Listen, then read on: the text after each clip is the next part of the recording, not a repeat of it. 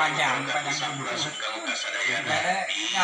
Jalan Sugema biasa tepang di ngalangkungan radio Kabupaten Kurang Sadaya Saban Wayaki dina acara Carita di Jomantara Dongeng Sunda garapan Mang Acil Gentra Suara. waduh Kumaha wartosna dia dinten ieu daramang nuhun upami damang mahnya eta anu dipiharap siang wengina iwal ti sehat lahirna sehat masa batinna balik ke tahun dipapun rezekina amin.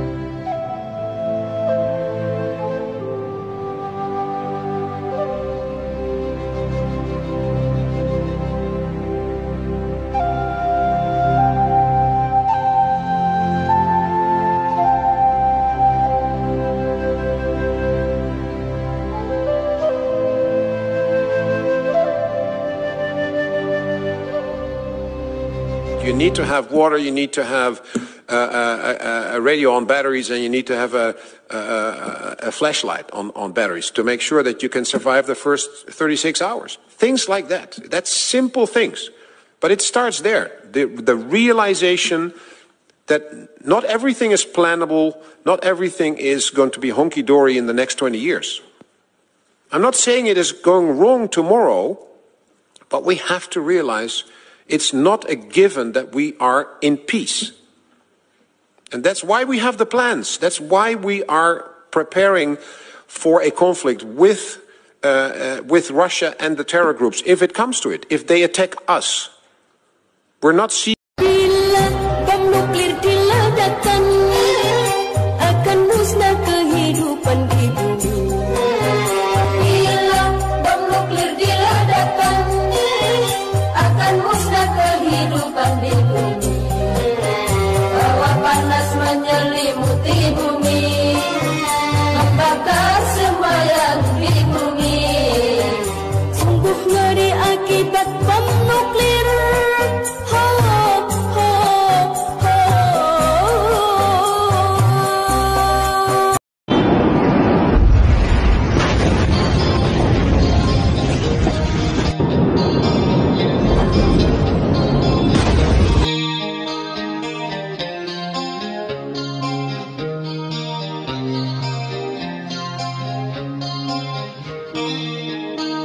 The wise man said, just walk this way to the town of the line. The wind will blow into your face as the years pass you by. Hear this voice from deep inside. It's the call of your heart. Close your eyes and you will find passage out of the dark. Here I am. When you send me an angel, here I am.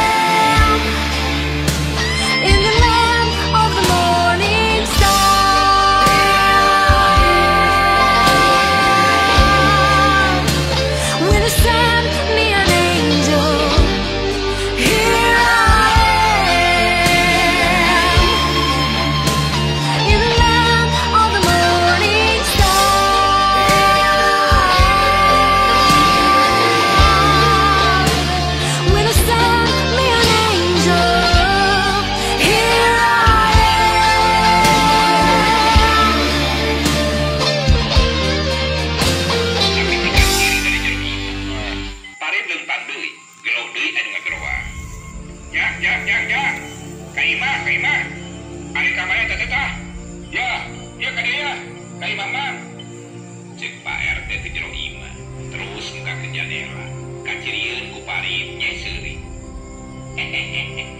Aya naon Pak RT? Hayu urang nangkep si Marhim. Sus. Kumaha dah? Ulah ieu bahaya. Si Marhim teh edan di barokod ku tabang ge bisa ngalaan, diasupkeun ka garokol ge bisa keluar. Garokona hancur tah. Ulah teh dah, mereka mana eta gagabah. Cek Pak RT nerangkeun berjeng pepeta. Ya non, ayeuna teh nuju pada pentas nangko panjang gelung. Panjang gelung? Sanes gelung, naon atuh. Kasang teh naon. Seperti sepanjang Solenang dan pami di urang mah gitu. Pangsinyang. Jadi cerita Lutung Kasarung itu sudah sampai mana? Ayeuna teh nuju kontes panggelis-gelis Putra Raja. Putra Raja eta raja kan pan anunan kerajaan naon Purbararang. Ya. Purbararang. Ieu na teh anu penyisra raja istri ya. Kerajaan Pasir Batang. Ieu mah nyarioskeun ieu Pak dari Ciamis kerajaan Kapungkur. Pada Kapungkur mah besar kerajaan ya Kapungkur. Iya. Sakurana mana biasa. Ya. Ieu acara dilunjuk saminuna Herbal Biosentro. Assalamualaikum warahmatullahi wabarakatuh. Sampurasun, apa kabar dulur-dulur baraya warga negara Indonesia, tetap semangat di pertengahan tahun 2024. Mungkin video ini tayang di akhir bulan Juni 2024 pemirsa, menjelang 1 Juli 2024. Waduh, tinggal 6 bulan lagi menuju tahun 2025 pemirsa, dan tinggal 1 minggu lagi menuju 1446 Hijriah pemirsa, alias tahun baru Islam, tahun baru Hijriah. Bagaimana kabarnya di pertengahan tahun 2024 ini? Apakah keinginanmu tercapai? Apakah targetmu tercapai ya? Atau mungkin masih dalam perjuangan. Oke pemirsa, bagi kalian yang masih berjuang untuk mendapatkan keinginan yang ingin dicapai, Mamang doakan mudah-mudahan tercapai di tahun 2024 ini pemirsa, atau tercapai secepatnya pemirsa ya. Mudah-mudahan apapun keinginanmu, tujuanmu, dan cita-citamu yang sedang diperjuangkan tercapai di tahun 2024 ini. Amin. Mamang ingat pepatah Bung Roma.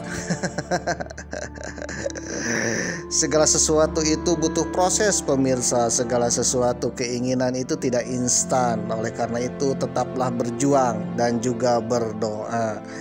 Sambil kita berjuang dan juga tetap berdoa. Berdoa kepada Tuhan Yang Maha Esa, berdoa kepada Allah Subhanahu wa taala supaya tujuan kita segera tercapai dan terkabul pemirsa. Amin. Karena apapun keinginan kita akan dikabulkan oleh Tuhan Yang Maha Esa. Yang bisa mengabulkan itu Tuhan Yang Maha Esa pemirsa, bukan seorang jenderal. Waduh. Oleh karena itu tetaplah berjuang, berusaha, dan jangan lupa berdoa. Oke pemirsa, para pendengar, malam ini Mamang masih tetap melanjutkan episode radio malam. Waduh, bersama Mamang Ade. Mamang satu ini agak-agak lain ya. Kalau kita kebanyakan membuka gadget, membuka media internet, platform YouTube, TikTok di malam ini. Tetapi Mamang sebelah ini agak lain ya, masih mencintai radio. Masih mendengarkan radio, bahkan masih mendengarkan siaran radio. Termasuk juga ternyata masih ada siaran radio. Siaran radionya dongeng lagi. Waduh. Mendengarkan siaran radio di zaman now atau di era-era digital internet ini serasa kembali ke era 80-an pemirsa. Serasa zaman old ya. Zaman rock and roll, waduh, zaman slow rock, zaman memang itu slow rock ya, era-era 80 90, atau dikenal dengan zaman Isabella. UK's, aduh, atau juga dikenal dengan lagu Tommy J Pisa. Waduh. Ya, meskipun sekarang sudah memasuki dunia internet, dunia digital dengan platform yang banyak, diantaranya ada media sosial YouTube, TikTok, ya, Facebook, Instagram, dan sebagainya. Ternyata radio masih ada yang pendengarnya, pemirsa, masih ada yang didengarnya, dan masih ada siaran untuk menyiarkannya. Waduh, itu artinya radio masih eksis, ya. Meskipun sekarang eranya sudah digital. Kenapa radio masih eksis di zaman sekarang, pemirsa? Di zaman era internetnya sudah merasuki kehidupan masyarakat. Ternyata banyak siaran radio, studio radio itu berinovatif, pemirsa. Berinovatif dengan seiring zaman internet, ya. Salah satunya sambil menyiarkan radio, sambil live streaming. Waduh, sambil menyiarkan radio dengan gelombang-gelombang internet. Waduh. Jadi meskipun siaran radionya sudah jadul-jadul ya, tapi tetap diminati, pemirsa. Jadi mungkin sekarang orang untuk mendengarkan radio tidak usah membeli radio, cukup di handphone saja, buka aplikasinya, pemirsa, atau langsung ada di laman-laman internet, pemirsa. Ketik-ketik aja, misalkan radio El Sinta, radio Lama FM, itu langsung ada di internet, pemirsa. Jadi katanya lebih privasi kalau sekarang, ya. Kalau dulu ingin mendengarkan radio itu harus membeli perangkatnya, ya, perangkat radio. Salah satunya mirip dengan yang digunakan oleh Mamang Ade ini, pemirsa. Radio Mamang Ade ini harganya 10.000 pada masa itu, ya. 10.000 itu tahun 60-an. Mungkin setara dengan berapa? 1 juta kalau sekarang, ya. Kalian jangan heran kalau radio ini harganya mahal pada zaman itu. Tapi kalau sekarang mungkin hanya Mamang Ade aja yang menyetel siaran radio. Yang lainnya bisa mendengarkan siaran radio melalui handphone. Jadi kalau kalian penasaran ingin siaran radio, ya di handphone aja, ya, cari di Google Store, ya, cari aplikasi tentang radio. Ternyata aplikasi radio pun bisa menangkap siaran radio, menangkap AM, ya, dan FM. Waduh, siaran gelombang radio. Dilansir dari laman rri.co.id dengan judul artikel Evolusi Radio Mengikuti Jejak Teknologi Menuju Masa Depan, ditulis oleh M. Rizky Asyari Ari, editor Ricuan Jul, 30 April 2024 kemarin, ya. Ternyata RRI juga punya laman tersendiri. Ternyata radio itu masih eksis di era-era digital saat ini. Bahkan para pendengarnya itu lebih luas lagi, pemirsa. Kalau dulu mungkin orang ingin mendengarkan radio itu harus membeli perangkat, ya. Tapi kalau sekarang lewat menggunakan media handphone pun bisa. Cukup membuka aplikasi atau juga melihat live streaming dan sebagainya, pemirsa. Oleh karena itu, radio ternyata semenjak tahun 2016 sampai 2023 kemarin ternyata tren pendengarnya sangat meningkat, terutama pada anak-anak milenial dan juga anak-anak era-era kelahiran tahun 2000-an, pemirsa. Waduh. Banyak stasiun radio yang menyiarkan radio dengan kreatif, yaitu dengan cara radio mengikuti jejak teknologi yang sedang berkembang saat ini, pemirsa. Jadi artinya radio pun mengikuti jejak teknologi sekarang, yaitu internet. Jadi mungkin gelombangnya disalurkan ke internet, ya. Atau juga kalau dulu ingin mendengarkan penyiar ya hanya suaranya saja yang terdengar ya, tapi wajahnya atau mungkin orangnya tidak tahu. Tapi kalau sekarang ternyata banyak penyiar radio sambil menyiarkan sambil live streaming ya mirip-mirip TV lah atau broadcast ya. Aduh. Jadi artinya kalau sekarang mendengarkan suara yang wow di radio ternyata bisa lihat orangnya pemirsa. Oleh karena itu radio semakin tren dari waktu ke waktu, semakin banyak peminatnya. Ada kemungkinan radio tak akan mati meskipun sudah kiamat. Waduh. Ada ungkapan bahwa radio tak akan mati pemirsa. Meskipun kita sudah kiamat. Waduh. Ini gimana ceritanya ya kalau kiamat? Mungkin semua orang akan mati pemirsa. Jikalaupun ada kiamat yang besar dan bukan kiamat kubro alias ada kiamat, tetapi orang-orang sebagian yang selamat dari kiamat tersebut, waduh, kita akan kembali ke zaman batu pemirsa, di mana teknologi itu mati semua, internet tidak jalan ya, kendaraan tidak jalan dan semuanya mati. Ada yang memperkirakan kalau kita ditabrak oleh meteor atau ditabrak oleh komet atau kita perang dunia ketiga menggunakan teknologi nuklir, di mana negara-negara itu bertempur menggunakan nuklir, saling serang nuklir ya. Jangankan negara yang berperang, negara yang tidak berperang pun siapa tahu nuklirnya menyasar ya. Misalkan kita mendengar perang nuklir, Indonesia tidak ikut-ikutan, tahu-tahu di langit ada yang jatuh, ternyata rudalnya nyasar kepada kita. Apa yang terjadi? Itu menjadi sebuah kiamat juga pemirsa. Yang jelas kiamatnya bukan kiamat kubro ya, kiamat kubro, tapi mungkin kiamat sugro, tapi yang sangat besar dan memusnahkan sebagian manusia dan sebagian mungkin selamat dengan berlindung di bawah bunker dan sebagainya pemirsa.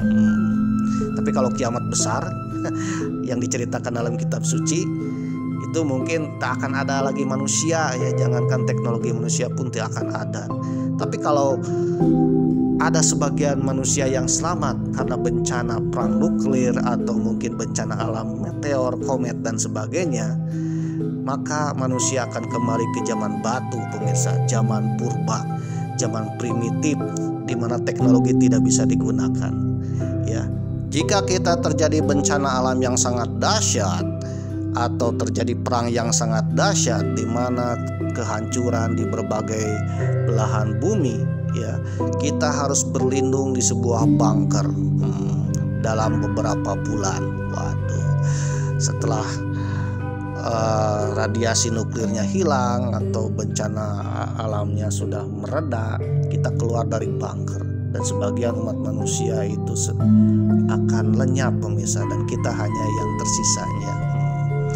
Maka kemungkinan kita akan kembali ke zaman batu. Tetapi meskipun kembali ke zaman batu, apakah kita bisa bangkit kembali pemirsa? Bisa. Salah satunya kita bisa membangun kembali ya alat komunikasi setelah kiamat. Waduh, kira-kira apa alat komunikasi atau media komunikasi setelah kiamat? Waduh, yang bisa kita bangun. Kalau kalian penasaran jangan skip ya. Tapi kalau kalian tidak penasaran ya, skip aja. Simple dengan mama, karena malam ini kita akan membahas teknologi pasca terjadinya bencana alam besar atau kiamat sugro lah. Bukan kubro. Kiamat besar yang memusnahkan sebagian manusia hingga manusia kembali ke zaman batu dan manusia kembali menata untuk membangun peradaban. Dan teknologi pertama yang bisa dibangun dan bisa digunakan adalah teknologi titik-titik ini. Penasaran? Jangan skip. Yang namanya bencana pada umat manusia akan selalu terjadi, termasuk bencana yang sangat besar yang bisa memusnahkan sebagian manusia. Waduh, sebagian umat manusia akan musnah dan seluruh dunia akan hancur. Teknologi akan musnah salah satunya bencana tabrakan meteor pemirsa. Ketika zaman dinosaurus dahulu, tabrakan meteor itu memusnahkan sebagian besar makhluk hidup termasuk dinosaurus. Waduh. Selain tabrakan meteor juga ada bencana seperti gunung meletus. Salah satunya letusan Gunung Toba yang sangat dahsyat ini di 74.000 tahun yang lalu itu memusnahkan 60% umat manusia. Jadi yang sisa sekarang 40% katanya, kata ilmuwan.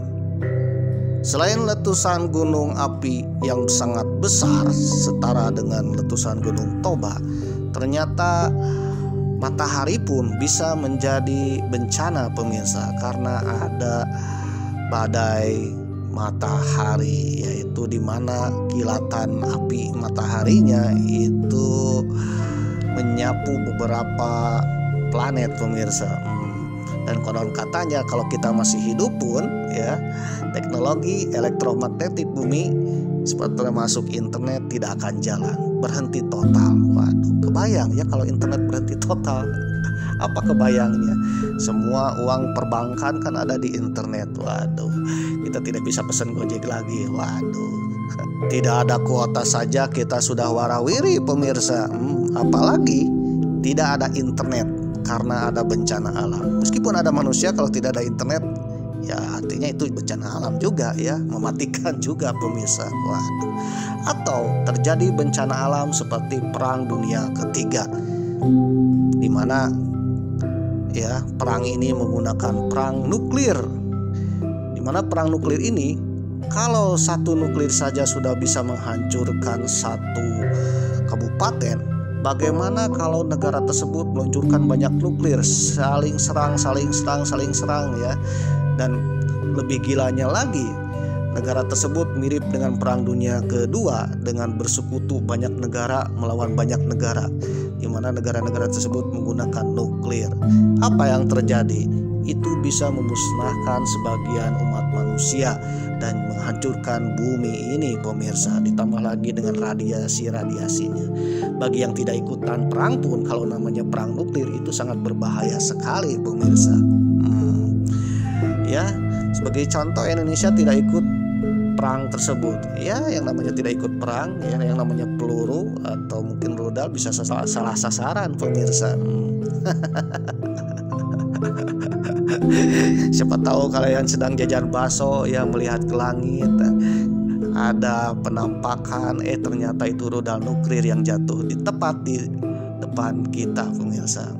Apa yang terjadi? Daya ledaknya pun kalau kita dihancurkan di kota Tasik, mungkin sepriangan akan kena pemirsa. Waduh, mungkin juga satu provinsi akan kena.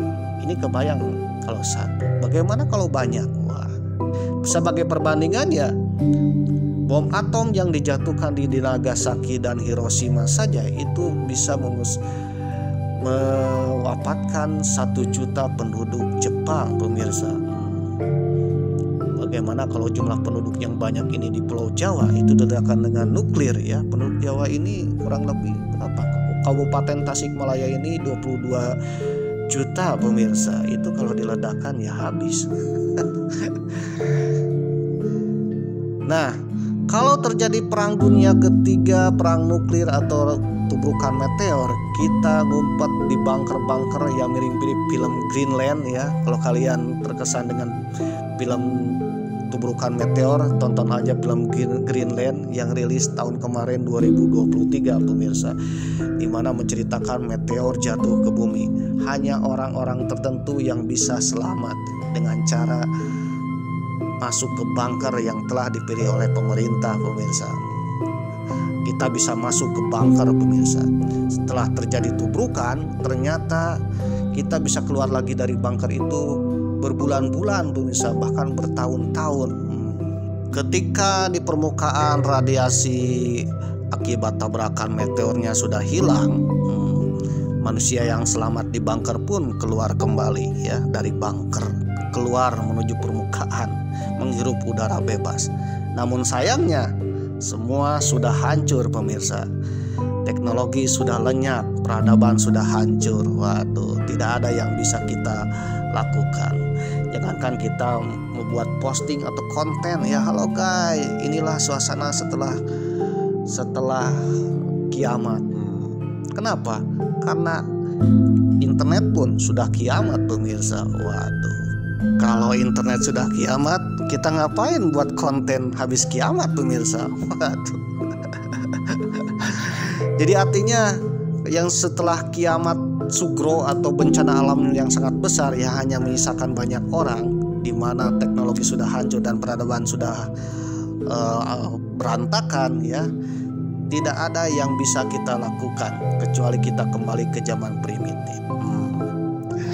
Nah, ketika pasca kiamat tersebut kita bisa membangun kembali teknologi komunikasi. Teknologi komunikasi yang bisa kita lakukan yaitu radio. Waduh, kenapa radio? Ternyata radio bisa digunakan pasca setelah terjadinya kiamat. Kiamat di sini adalah setelah terjadinya bencana alam besar yang memusnahkan sebagian besar manusia dan juga teknologi dan juga peradaban, dan hanya beberapa kelompok manusia yang selamat pemirsa. Ternyata alat komunikasi yang bisa kita gunakan, yang bisa kita buat setelah kiamat adalah radio.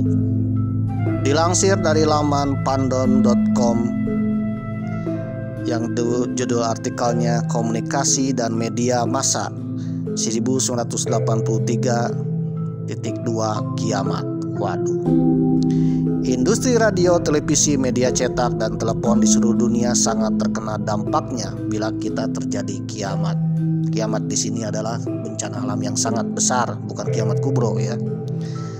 Dan baru-baru ini saja mereka mampu kembali ke standar sebelum hari kiamat. Waduh, bisa ternyata ya. Di beberapa negara teknologi telah melampaui standar era tahun 1983. Selain itu, bentuk komunikasi baru Raimundo telah menunjukkan potensi menjadi bentuk teknologi revolusioner dalam beberapa tahun mendatang.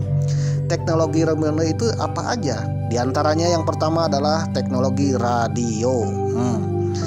Radio merupakan bagian integral dari komunikasi pada tahun-tahun awal pasca kiamat di seluruh wilayah dunia yang mampu memulihkan listrik.